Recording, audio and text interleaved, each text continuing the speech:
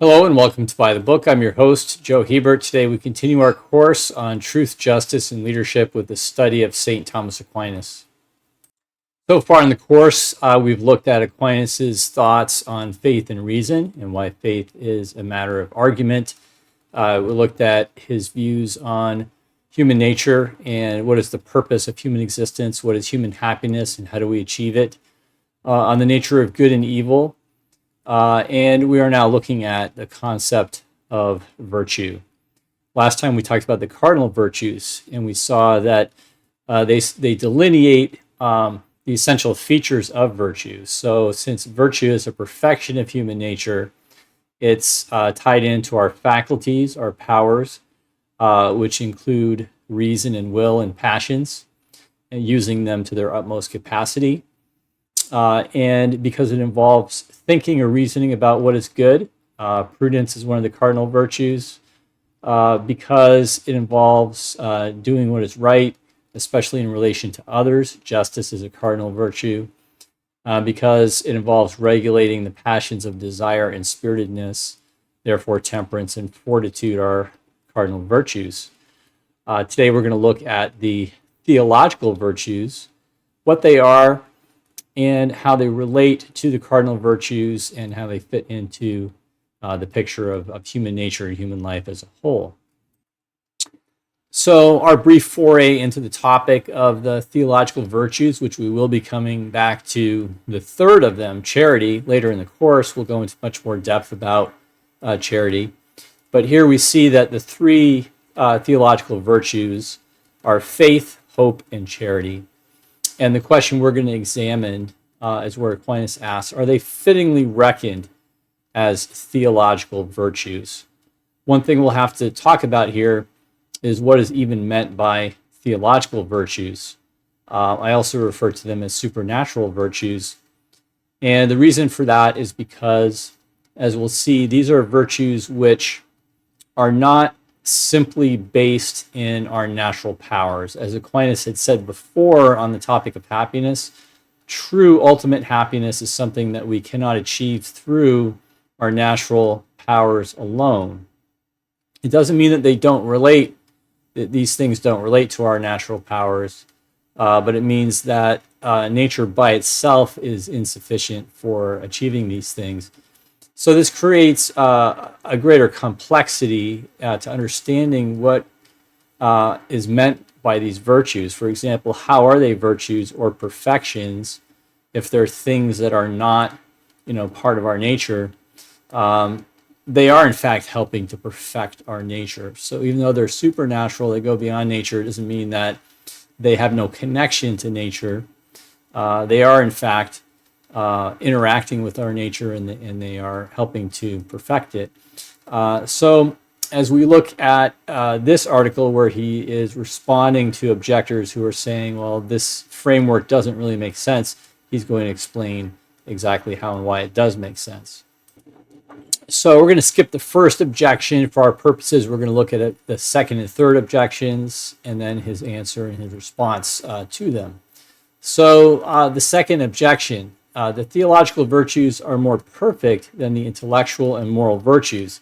That's true. These are higher virtues, but then the objector has a problem with this.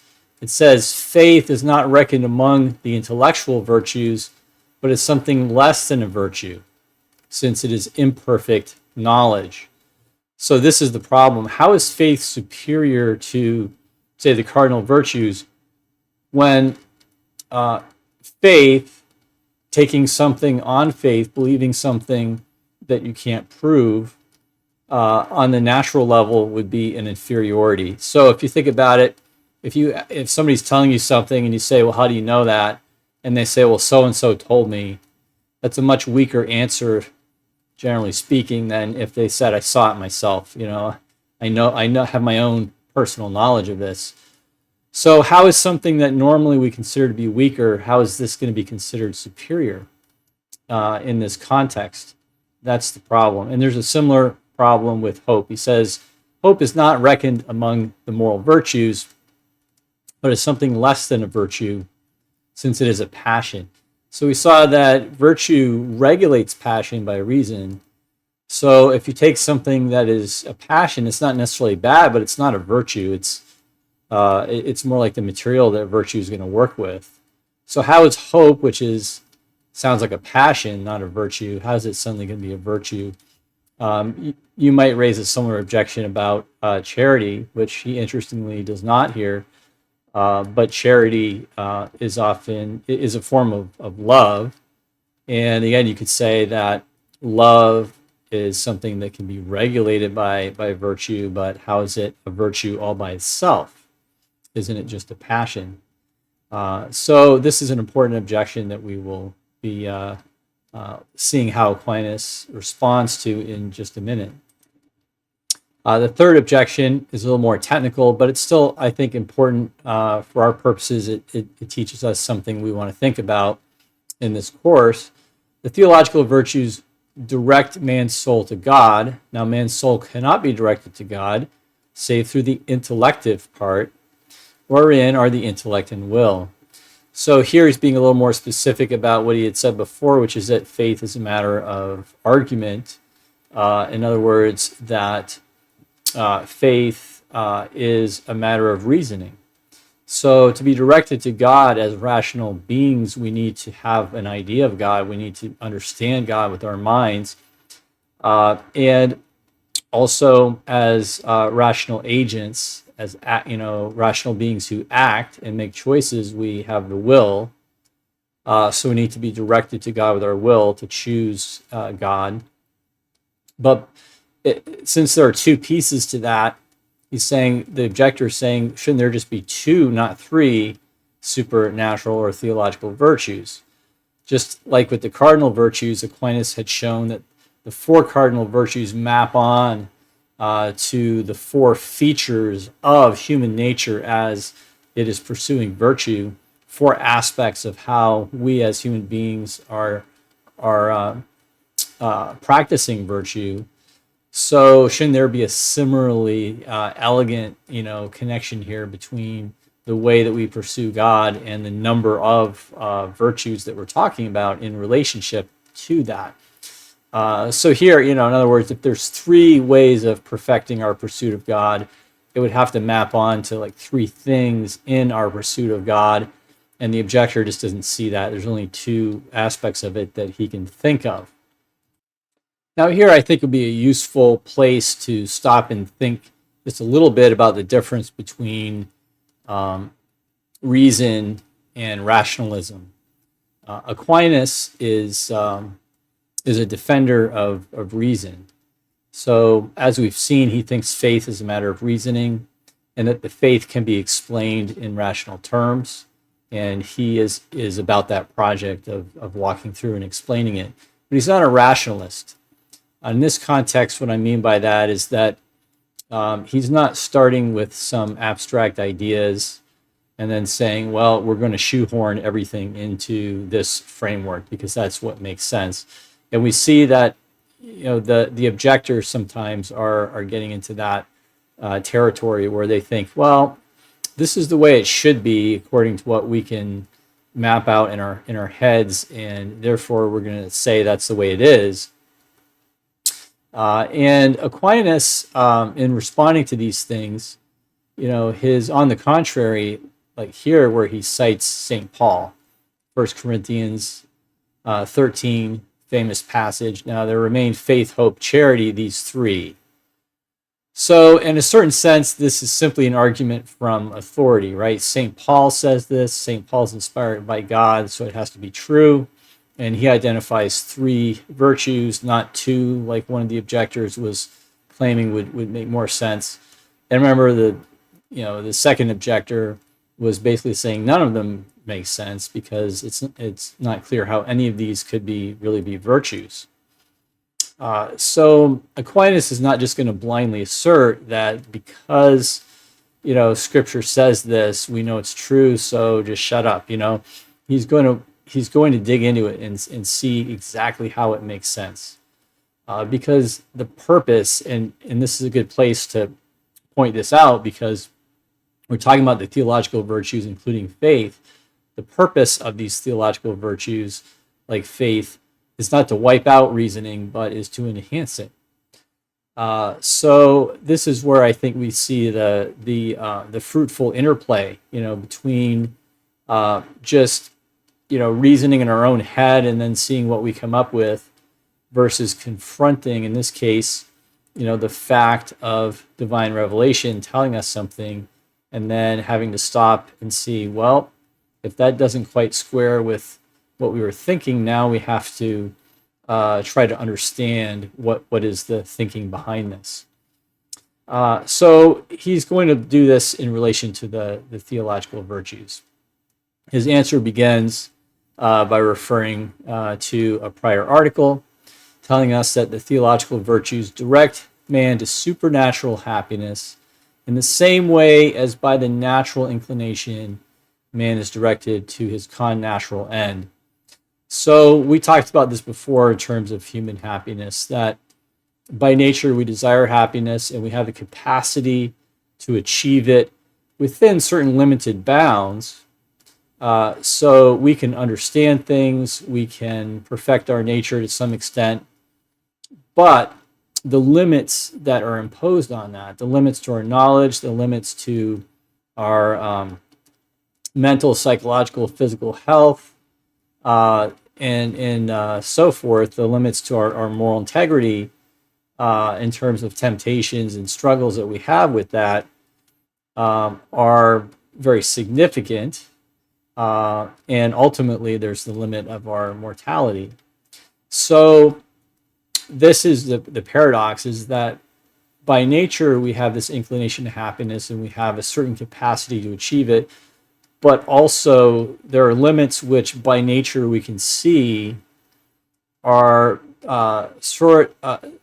they render this happiness imperfect. We by nature desire a greater happiness, but by nature we do not have the capacity to achieve that greater happiness that we desire.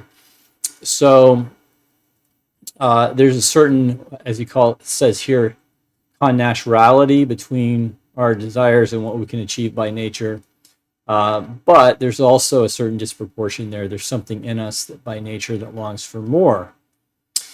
And this is where the theological virtues come in. The theological virtues are helping us to achieve something beyond our natural capacity.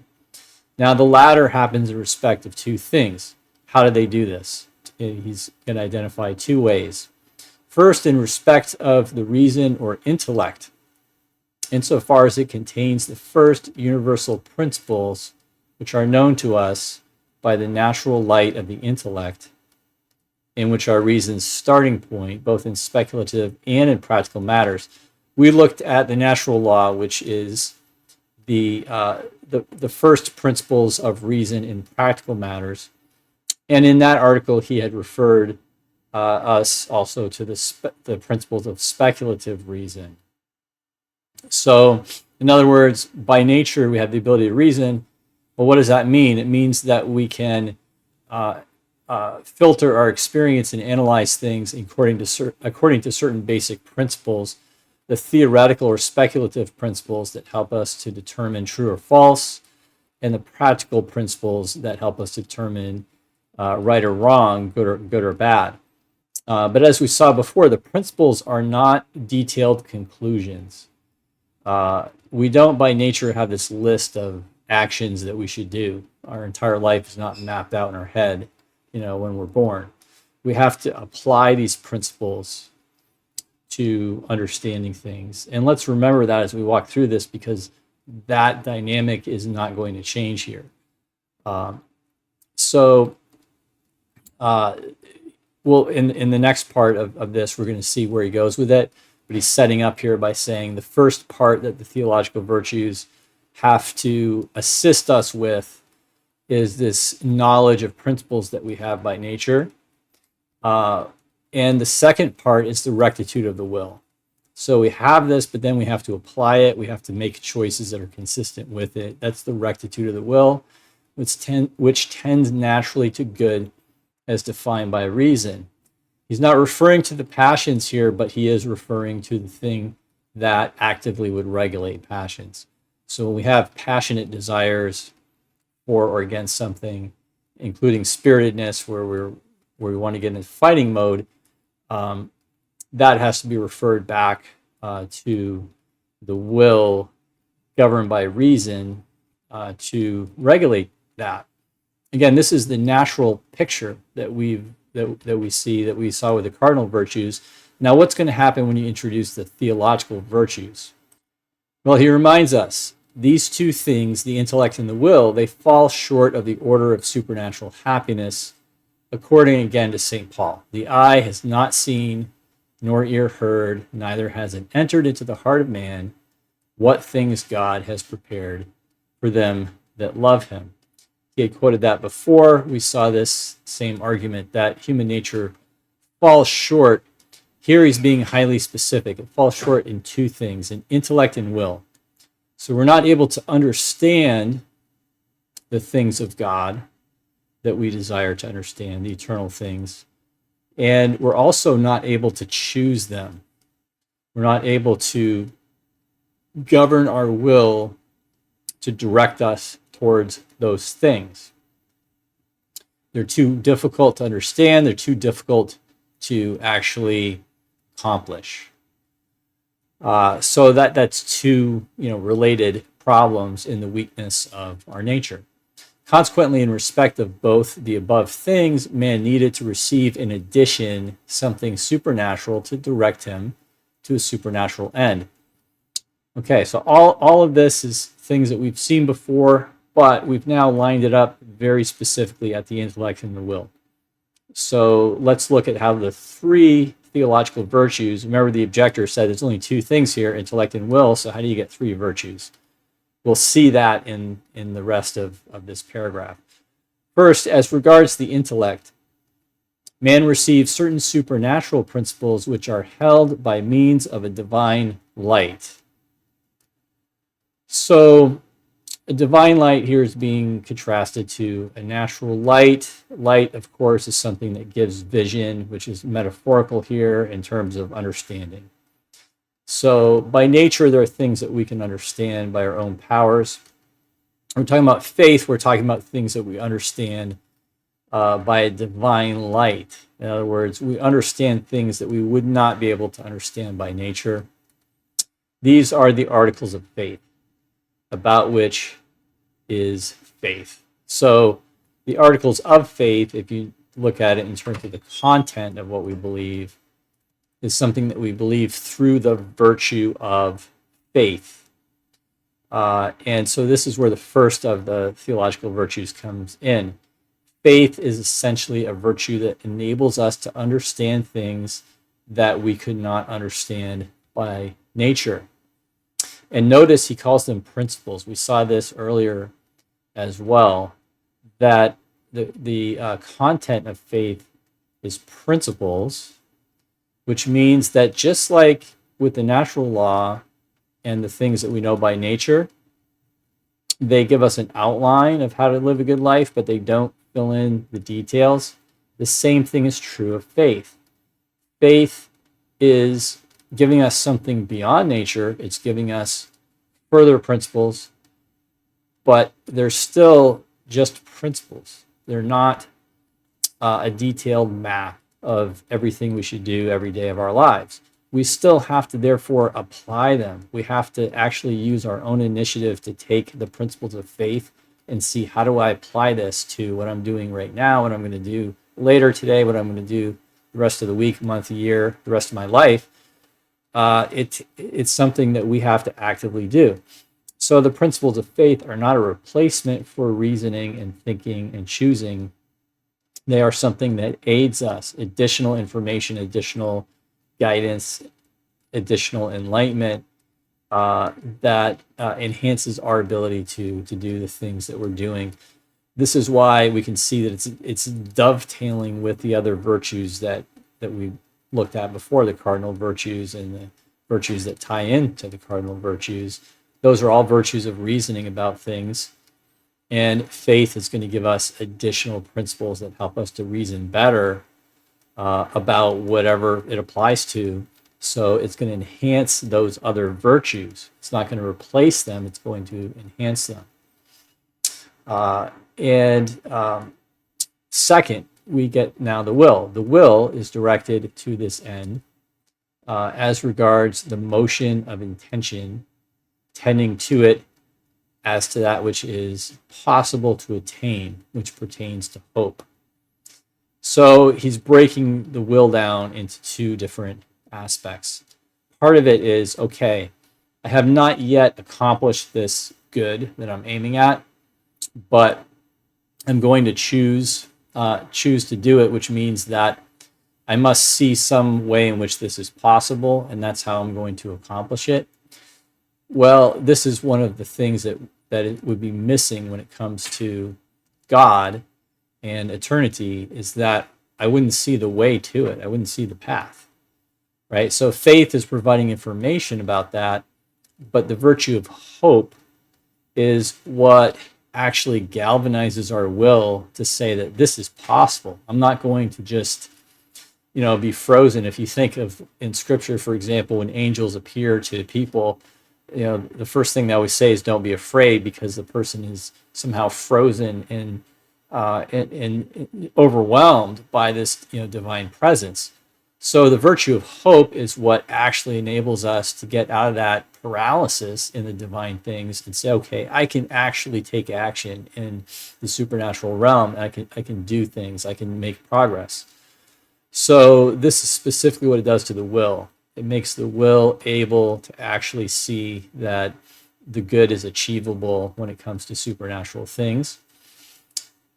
Then we're going to get the third theological virtue pertaining to the next half of what the will struggles with, as regards to a certain spiritual union whereby the will is, so to speak, transformed into that end.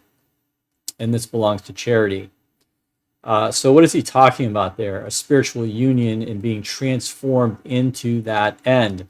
It's a little bit mysterious. He has an additional sentence to explain a little bit what he means. For the appetite of a thing is moved and tends towards its connatural end naturally, and this movement is due to a certain conformity of the thing with its end. So, in other words, if I desire something by nature, part of first I have to be able to conceive, understand of it. That would be intellect. And with the will, I have to be able to see it as a possibility that I can choose. But finally, if I achieve it, there's a sense of fittingness. Okay, this is what is natural for me. This is what is actually good for me. And I just have this sense, this is right, this is good. Okay, that's the union and the connaturality between the will and the end. So, in other words, the will is not just this open-ended thing that is casting around for things to desire and things to achieve, but there is an actual satisfaction that comes from achieving something. So with things of nature, it's because these things correspond to our nature. But when it comes to God, for example, God is infinitely beyond nature itself, not only our nature. So where does that sense of fittingness, that sense of connectedness with the goal, with the end, where does that ever come in? In other words, isn't God just permanently foreign from us in such a way that no matter how much we desire him, we could never actually achieve that? And even if we're hoping, we're driven by hope, but how does it actually happen? And this is what Aquinas says is the virtue of charity. Charity is the virtue that actually cements that union between us and God, despite his infinite greatness and our limitedness. This supernatural virtue enables us to actually connect with God. When we examine this later on, we're going to see that Aquinas is going to look at charity as a form of friendship with God. And we want to remember that friendship with God would not be possible if it weren't for a special supernatural, power that was being given to us, because otherwise God is too far beyond us for us to befriend him. Now we go back to the second objection, and I had noted it was kind of curious that he did not object to charity. Perhaps now we can see why he did not include an objection to charity, because if charity is that union with God, then clearly that has the flavor of a perfection. We can all see how that is a perfection. But remember, the objection to faith was faith is basically less than knowledge. So how can it be greater than knowledge, which is what's happening now, saying faith is a supernatural virtue. It's above, wisdom or prudence. But those things are based on knowledge, and this is not based on knowledge. It's based on hearsay and hope. Again, the objector had said it's just a passion. So how could that be a virtue? And his reply is that faith and hope imply a certain imperfection, since faith is of things unseen and hope of things not possessed. So he admits that, yes, there is built into these concepts is a sense of imperfection. No doubt about it. It would be, in and of itself, it would be better not to need faith, right? God doesn't need faith, for example, because he is all-knowing and he knows himself and he knows everything, so he doesn't need faith. And that is a superiority of God. So the fact that we need faith at all is a sign of inferiority. Otherwise, we wouldn't require it. And the same thing with hope. God simply is happy. God simply is perfect. He doesn't need to hope for it or strive for it.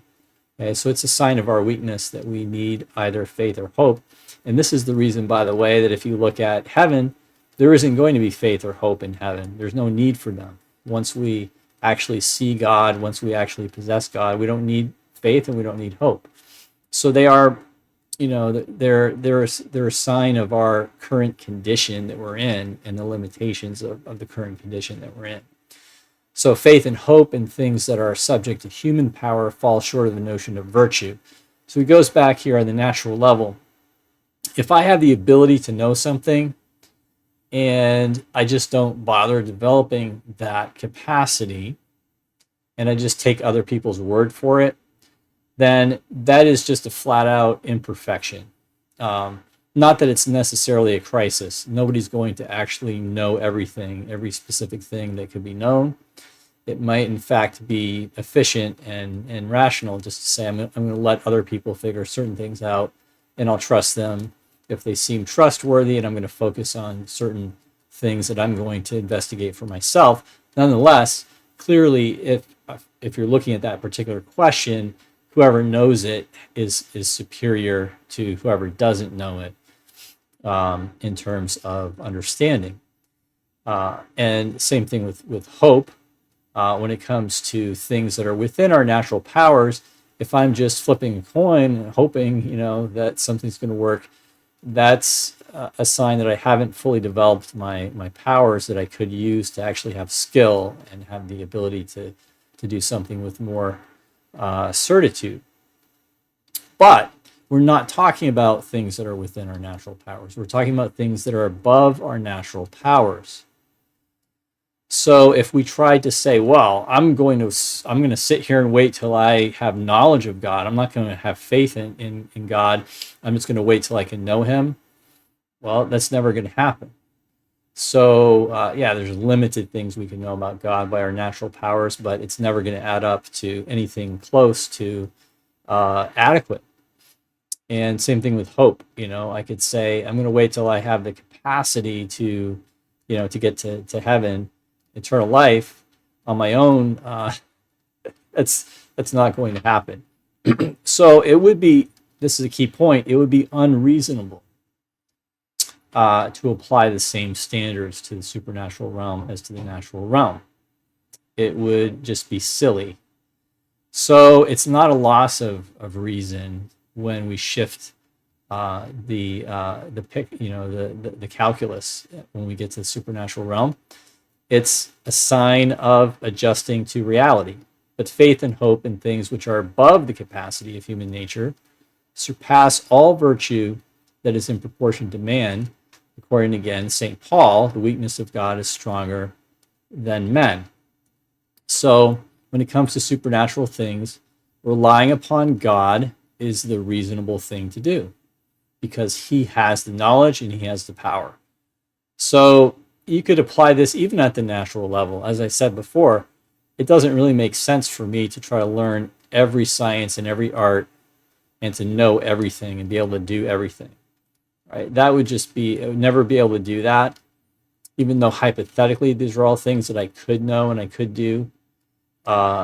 It would be silly when I could instead learn some things as well as possible, and then exchange information and exchange goods and services with people who know other things better that I don't know.